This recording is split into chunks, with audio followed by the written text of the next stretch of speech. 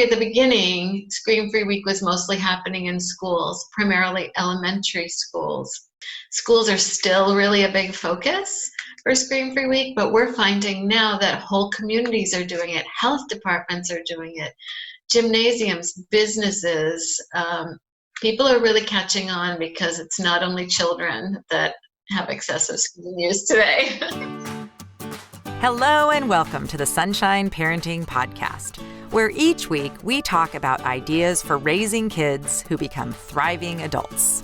I'm your host, Audrey Monkey. Here on the podcast, I share my experiences raising 5 kids who currently range in age from 16 to 26 and working with thousands more as a summer camp director over the past 3 decades. I'm the author of Happy Campers, and I frequently do workshops with parents, teachers, and summer camp professionals about social skills, connection, and happiness, topics I researched extensively for my master's in psychology. If you want tools for raising kind, optimistic, self-reliant kids who become thriving adults, you've come to the right place. Hey, Sunshine Parenting listeners, and welcome to episode 172, which is first being released on Friday, May 7th, 2021.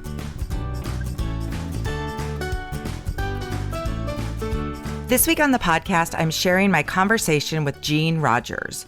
Jean is the director of the Children's Screen Time Action Network, where she leads a coalition of practitioners, educators, advocates, and parents who collaborate on practical methods to reduce children's time on screens and digital devices, mitigate the dangers, and preserve childhood in the digital age. We recorded this chat in early 2020, pre-pandemic, in anticipation of 2020's Screen-Free Week. But we decided to delay the release of this episode until this year, where we have more opportunity to get off our screens. Enjoy this week's episode.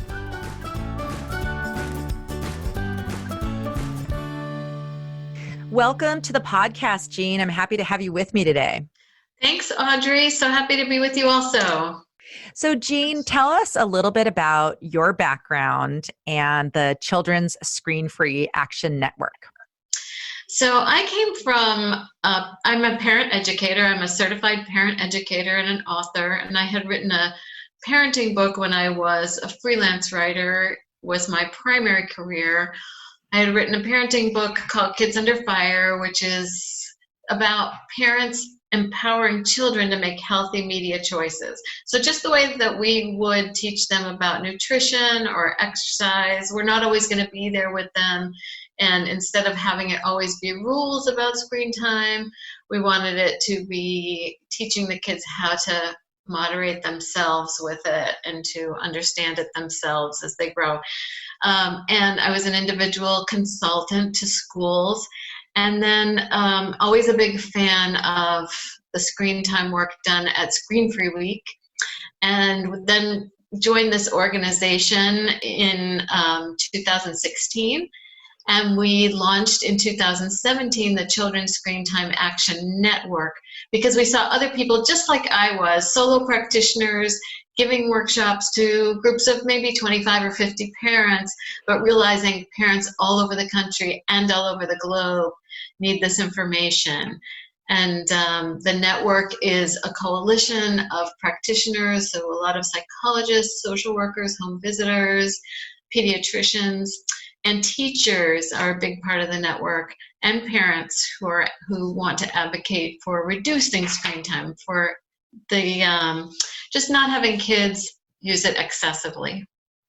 Yeah, that's amazing. And I think that is so true. I find that even in my talks, if I'm giving a talk on friendship skills or positive behavior management strategies, screens always come up. And I think that's what all parenting educators are finding.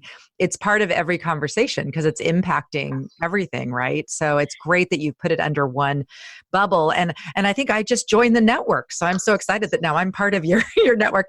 And forgive me, I gave your name, I used the wrong word in your name. I called it the Screen-Free, but it's the Screen Time Action Network. And one of your big focuses that we're going to also talk about today is Screen-Free Week. So tell me about Screen-Free Week. So Screen Free Week is coming up May 4th this year. It's the first week of May typically. We inherited Screen Free Week from what used to be TV Free Week, TV Turn-Off Week from TV Free America. And some people may be old enough to remember that, but we know now screens are everywhere is much more than TV. So when we took it on, we decided to make it a super fun week. We know that parents need to use their screens for work, that kids need to use it for school, but in the other spaces of your life, it's an opportunity to try new things, just like the things that you promote at Sunshine Parenting, to be able to play cards together, to learn how to enjoy just a walk together, some ice cream, and what happens around those everyday spaces when we don't have a screen in the way between us and our family.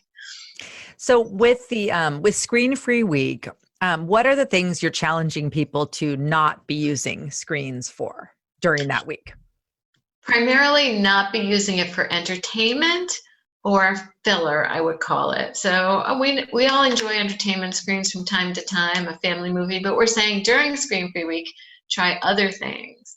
Not that you won't go back to that, but we find, here's some great things, Audrey, that we find people report back after taking a break for a week. Siblings get along better. Imagine that. You won't have to moderate the fights as much. Families get to know each other better. They say, oh, I didn't realize that my kids were actually my best friends, that kinds of thing. So the appreciation of each other is just amplified when we don't have that screen.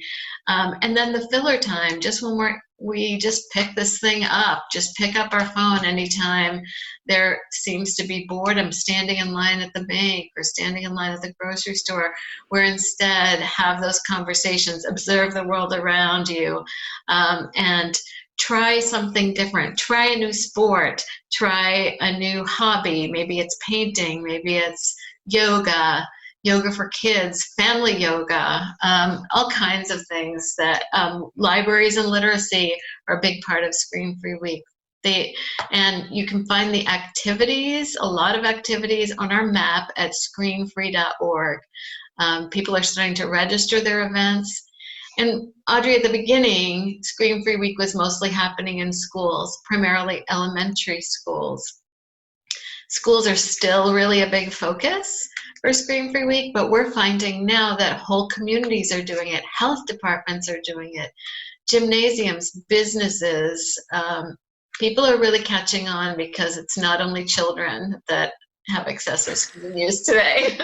Not at all. In fact, like everything else, guess where they've learned it from? They've been watching us, all be, checking our email and doing all this stuff all the time. So, well, I just love it. I know one of the things that kids tell us at camp all the time is that they love not having their phones, which kind of shocks people that I have video interviews with 15-year-olds saying how much they've enjoyed not having their phone for 2 weeks or 4 weeks or however long they're at camp. So I think giving people this opportunity to just try not using their screens, like you said, I think a lot of people will find that they feel better, like they're more happier, more connected with the people around them. Even when you were giving the example of waiting in line, if when you're waiting in line, you smile at someone or say hello to someone or just look around, that social connection we now know is such an important piece of our well-being. So it's not just the close relationships, but it's also just those like when you're out in the community. And that's a lot of times if we're just kind of looking down at our phone or when we're bored scrolling, we're missing those opportunities to say good morning just to someone we're walking by. And so I love that this week hopefully will use those times to replace them with something that's actually really good for us. I agree. Even in an elevator, there are so many places that we don't think of that we're with people, but we're not really with them if we're on our phone. And that Screen Free Week does allow us to think about that. And then we find that sometimes the kids are calling out the parents after Screen Free Week. So really interesting that when we make that effort to implement something like Screen-Free Week, and families will just do it in their home, sometimes neighbors will do it together. It's always great to have peer support also for the kids and the parents, because sometimes the parents feel like they're the odd one out if they're enforcing some screen time rules. And the nice thing about Screen-Free Week is it's not about rules, it's about the other things that we do. Yeah. And I think if we focus on the positive aspects of it, like all the fun things you can do that maybe you haven't done lately, that really, I think adds to the fun of doing this and the kind of the challenge of it. And I do think that the adults need to be on board just as much. So, whether you're a Pinterest scroller, or whatever it might be, you cut out those things for the week while you're encouraging your kids to do, stop their video gaming or whatever they do during the week. And instead, get out a game you guys like to play or go outside maze. It's going to be hopefully pretty good weather. Go out on a bike ride or take the dog for a walk or play basketball or just anything. There's so many great opportunities that we're not taking advantage of. It's funny, my husband and I just in the last couple of years are really good friends. We've started meeting to play cards. We're eventually planning to learn bridge, but that's like next level. Right now we play spades, which is kind of like bridge light. And, we get together for like an hour and a half, play cards. And sometimes we'll like have dinner after, and sometimes it's just we'll meet in the afternoon. But it's been really fun, even as adults, having a game kind of screen-free activity. So we're not meeting to watch a game together or go to a movie. We're actually chatting and playing this card game. And it's been so fun. We all look forward to it. We try to get together at least every like week or two. And that has just been an example of something that takes a little planning. You kind of got to get organized. And it does take more planning than just picking up your phone and scrolling and sending a message or a comment, but it's so worthwhile. Jean, I love all the resources you have on your website. What are some of the downloads that you have for people to kind of help schools and families get ready for Screen-Free Week? So some of the best resources on our website, I would say, are our Action Network Live events. And they're not long, they're used under an hour, and they're on all kinds of different topics. So if parents want to get ready and hear some of the topics, they range from reading aloud, which is a great Screen-Free Week activity, so that will bridge, or video game addiction. There's one that talks about the trajectory. So parents wonder, if my kid is on video games after school, is he going to be addicted? And somehow there's no way for us to know. And we have our experts. The great thing about the Action Network, which we call it for short, is that we are a coalition of experts. And so coming to us and seeing those different resources and the different topics will allow you to say, this is a problem in my house, or this is not a problem in my house, and be able to tap into what you need for your solutions. And so the one with Hillary Cash and Chris Rowan talks about that trajectory from when kids are small to video game addiction, and what can we do to balance it so that we don't have to remove it completely, but we also avoid the addiction piece. And then we have resources that you can download that are tips, that are family media plans. And it's always good to get an idea. You can always create your own from it. But we really love the American Academy of Pediatrics family media plan, because it does just what you and I are talking about today. It helps you to add in all the things you love to do as a family first, and then back out the screen time. Really, if you say physical activity is important to us, being outside and hiking is important to us, maybe you have a faith tradition that's important to you as a family. Well, maybe it's family holidays, but once you add those things, or sports, once you add those things into your calendar for the week, then you'll see, oh, there really is very little time left for the screen time, and that might be okay. Mm-hmm. Yeah, I think that add in the good stuff is always the best way, rather than making it punitive or taking things away. I think also for Screen-Free Week, there were a lot of really cool like PDF downloads and things that schools can share, camps can share, or just individuals can use. I really like you just lay it all out. You make it really simple to participate as an organization. So, I was telling you before we started recording, one of the things we're doing, we're not with our campers right now. But being unplugged is a big part of being at camp, and one of the things that kids and staff really enjoy. And so what we're doing is just challenging our campers and staff to participate from afar by replacing some of those the kind of entertainment screen time with other fun, campy kind of activities. So, make a friendship bracelet. All of the kids at camp, they have a friendship bracelet from their water bottle. So just get some friendship string and be doing that. So like when you're waiting for something, or, in between classes, you could be working on your friendship bracelet, or bring in a deck of cards to school to play, if you want, or if you have some downtime, or with your family, a game night or something like that, or a hike or anything like that. So I'm really excited. I hope a lot of our families will participate, and I hope a lot of camps will take advantage of this, because I do think it's very much in alignment with the philosophy of camps, which is getting kids outdoors, off their screens, connecting face to face, all that good stuff that just is better for our well-being. So I really hope that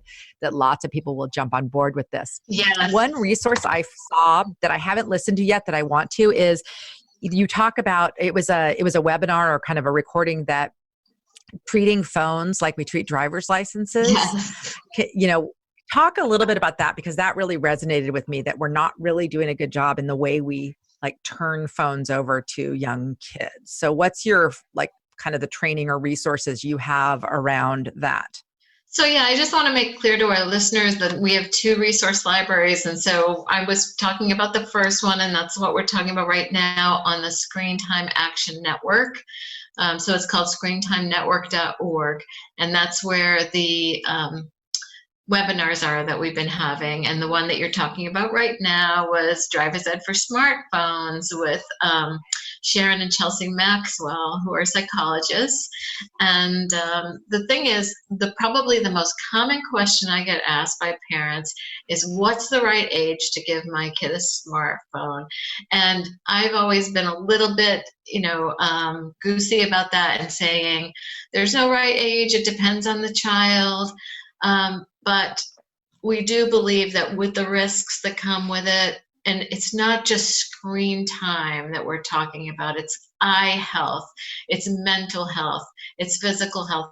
There's so many different areas to think about, but delaying is really great if you're able. And so Sharon and Chelsea talk about delaying, but they also talk about how to gradually introduce it so that kids have some responsibility with them at home before they're out in the world with them. So, and they suggest starting with a flip phone that only texts, and then gradually moving into, as they get older, smartphones. But that's a really great one, especially if you have middle school kids and you're on the verge. It's a really great one to listen to. Yeah, I think parents are just struggling because, what you hear is, the kids come home and say, well, all my friends have it. And, I know my daughter teaches kindergarten, and some people are even giving now as young as kindergarten. Don't tell me. No, we know that. So I think it keeps getting younger. And this was the thing. My youngest child is 16. So he and the one right above him, the 18-year-old, are the only ones that really were in the really saturated screen. They're in the iGen or Gen Z. Yes. My older kids, I'm so thankful. When they were born, I don't even know. My oldest was born in 94. I might have had a car phone, but I'm not even sure if we had those. Definitely there was no email yet. There was nothing to do on your phone other than call people. And I left it when I was at the park or something, it was plugged in my car, I think. So it was just a very different era of parenting young children. I mean, I was, just kind of with them at the park, and I didn't have even in my brain anything pulling me anywhere else, which I think that's a part of the issue with these screens. Is it's not really just the screen time itself. It's just that all the stuff on there grabs our attention. And when you talk about, how some kids might be more prone to being addicted. Well, if they're thinking about that game, they might be irritable. They might not want to participate in something that you're doing as a family. They might be complaining. I mean, there's just all these things that impact us outside, that. And so I feel for parents who are raising kids like right now when, you go, I mean, you're in a restaurant and I see it, there's like a 2-year-old with the headphones on and the iPad. And I know as a parent, there are times when, when my kids were little, I would stick them in front of Barney for a half an hour because I just needed to get something done or whatever. But Sure, me too.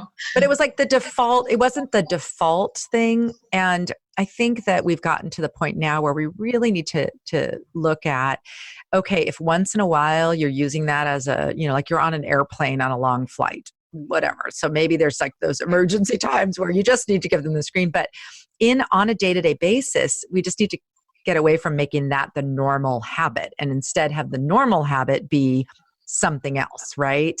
But I think it's hard because when you look around, that's what most people are doing.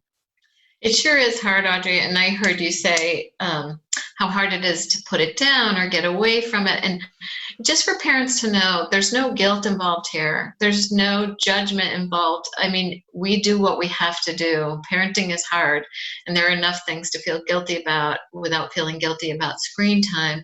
And for parents to understand, that's the business model of the tech industry, is to keep you hooked. So it's called persuasive design. It's designed to persuade you to stay on it. It's designed to persuade the kids to stay on it. So it's not supporting you as a parent. It's supporting the business model. It's supporting marketing of these corporations that create the devices and that create the apps. And we're working on that here at the network, at the Action Network. We are working on our latest resources is the Screens in Schools Action Kit. Did you want to talk about that for a couple minutes? Yes, I'd love to, because I just think, I mean, honestly, I know this is like so old school. I think from all the brain things that we're finding, I want kids writing with a pencil and reading real books. My older kids who all grew up in school kind of where, I think it was like middle school where they could have an optional laptop program. But before that, they all, as college students and now as adults, use pen and paper first. So if they're in a class, they take notes with their pen and paper. My younger two, who've been in this next generation, have been all, everyone had to have a computer. I can't even believe it, starting in like middle school. Too much screen time just at school. So yes, tell me about that. I'm really interested. So we have parents just like you who have had kids in one era and then had kids a little bit younger who are now exposed to full-time screens pretty much all day. So they may have been following us for a number of years and getting some great tips on how to unplug as a family and managing it at home. They're saying, boy, we've had a handle on it at home and now we're sending the kids to school. And they feel as though their efforts are being sabotaged. So we've had, and many of the school districts are implementing these one-to-one programs without any consideration for health of the child, what that's going to do to their learning, what that's going to do to their ability to problem solve, to create. And so parents are wanting to push back, but really intimidated. We're talking about corporations coming in to take over our schools and a parent feeling like I'm a solo voice. So what we've put together is a comprehensive kit. It's a free download, and it has templates on how you can advocate to your administration, to your school district, if you're feeling that your kids are getting too many screens. If they're on it all day, there are opt-out policies that you can choose to implement through your PTA. And there's just a lot of great background information about how screens moved into our classrooms and are seen as a panacea for all that's wrong with our public education, and what you can do for your individual child, but also to help children in your school and in your district to have reduced screen time. Well, we don't believe it has to be no screen time. It can be in a computer classroom the way it used to be, or it can be for certain applications, but certainly you don't have to study history or literature on an iPad. There are ways, and we also believe that teachers are the most valuable resources in our schools, and they're being sidelined by the devices. So it's called the Screens in Schools Action Kit. very helpful no matter where you are on that spectrum of just wanting less time for your kids and wanting to inform other parents and teachers. Oh my gosh. Well, I'm going to check that out right away. It's funny. It reminds me, like when my older kids were young, once again, we had our rule in our home was no TV during the week, because this was before like computers or whatever. But then they'd go to school and someone would like show a movie at school. And it was the same idea, only now it's like exponentially worse. One of the people I had on my podcast was a middle school principal who, got in the news because phones were not allowed during lunchtime for middle school. And they interviewed all these kids and they were like, oh yeah, it's really good because no one else is on their phones either. So we're not missing anything. And if we need to call our parents, we go to the office. And I don't know if it's still in place, but honestly, my daughter, who's a high school teacher, the teachers are now being asked to manage these phones. So kids come in with their, AirPod, their, really small headphone things in their ears. They are really having trouble putting their phones down, to the point that my daughter said there was some kind of standardized test and they had to put their phones somewhere else. And many of the kids kept the case because they needed it, like for comfort or something. Mm-hmm. So I just really think, I think schools are a really important place to start, because institutionally, with the way kids are, like at camp, once they're at camp and they have friends and they're surrounded by other people not on phones, it's much easier. It's very difficult going into a setting, even as an adult. If you walk in somewhere and everybody has their laptops open and their phones, and you just are sitting there and there's no one to interact with, well, of course, guess what you do? You sort of like, oh, the norm here is pulling out my phone or whatever. So I do think schools are such a great place. I'm so pleased that you have all these resources for schools. That's great. I just wanted to mention the book that really started this group. So when we launched the network in 2017, we also had an inaugural conference in April of 2018, and our work groups started there. The work groups are really what produce these great resources. And the Screens in Schools work group started from a book called Screen Schooled by Matt Miles and Joe Clement. So that's an awesome book to read if you haven't really thought about the issues. And they're two high school teachers from Virginia and who've experienced and are working on this issue at the high school level. Also, last week we had a webinar that will be up in about another week. So what are we at? February 27th. So in the first week of March, it'll be up on the website with college kids from Manhattanville College who took a break for a week, similar to ScreenFree Week, and they talked about their experiences. And it's interesting because it's almost not even about screen time the way your program says. It's really about how do I feel as a person in the world? What do I want to do? And not being a slave to it. Not really about the rules and the, put it down, put it away that parents feel like they have to say all the time. One thing we suggest to parents, Audrey, that's kind of interesting is that you can model healthy screen behavior to your kids. So that doesn't mean don't be around it or freak out if you have to take it, but tell them what you're doing when you're on your phone. So you can say, I'm going to check my work email now for 10 minutes, then I'm going to put it down and we're going to go for a bike ride. So if they understand there's a place and a time for it and a purpose for it, it won't be that default that we were talking about at the beginning of our conversation. And I don't know if I learned it from you or somewhere else, because I read a lot about this stuff, is having a bedtime for your phone for adults too. And that's what I've been practicing, not realizing, like plugging it in, by like 8 p.m. And then the first hour after I wake up, not touching it. And I think there's some things that even in your home as adults we can follow. And I do especially think, I know as a parent, when you're trying to get your kids off to school, you can get derailed so easily if you start checking your email or something. So I think it's always better to postpone as adults too. Jean, I know you have to get going, and this has been so great. I'm going to definitely want to have you on again. We'll have to hear about the results of ScreenFree Week and how many people participated. I'll put tons of links in the show notes for this episode so people can access all the great resources you have provided. And I'm just so happy to be connected with you and your work. And I hope that by listening to this podcast, more people will check out all the amazing things that you have available. So thank you so much for being on today. Thank you, Audrey. We're so excited to have you as part of the network, and we do have many other things to talk about. I look forward to connecting with you again. Definitely.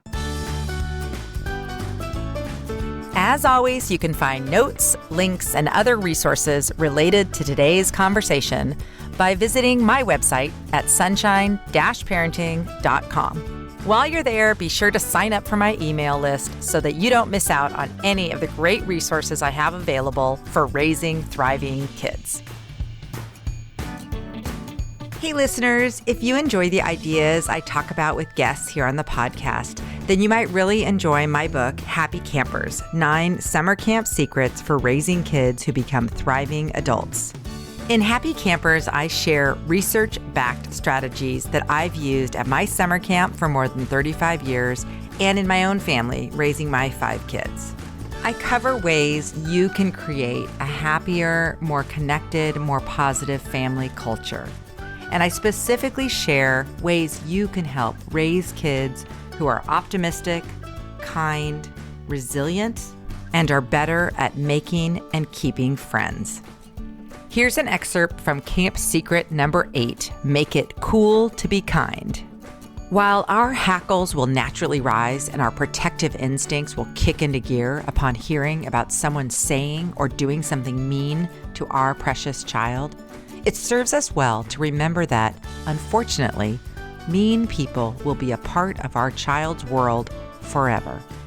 Instead of jumping in to intervene and rescue our child from the pain, we usually serve them better by teaching them how to respond with compassion and curiosity. Launching a school-wide, adult-driven attack usually doesn't work because adults are notoriously bad at figuring out the root causes of meanness. Often, the kids perpetuating the cruelest acts are the ones viewed in a positive light by adults. Our kids' social lives are extremely complicated, and often the kid committing the unkind act is doing it at the urging of another kid. We need to encourage our kids to talk with us about negative social experiences, explore the possible whys together, and ensure that they don't get led down the road to meanness. I'm Audrey Monkey. Thank you for joining me for the Sunshine Parenting Podcast. Join me again for more conversations about raising kids who become thriving adults.